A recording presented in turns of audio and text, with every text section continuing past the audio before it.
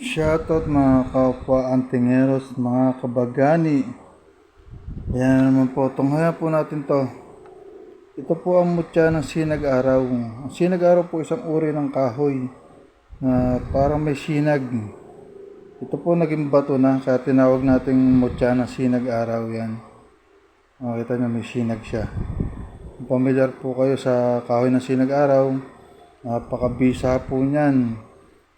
Ito po ay ginagamit pandepensa kontra sa kulam at barang, at ito po talaga iwasan po natin ang tukso. Malakas pong gayuma ito sa mga babae.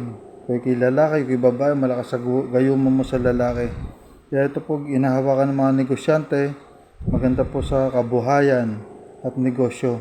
Malakas sa pang-akit po talaga itong mutya na to. Yan po ang mutya ng sinag-araw. Ayan po, naging bato na po siya. Naging bato na ang mutya ng sinag-araw. Maraming salamat po.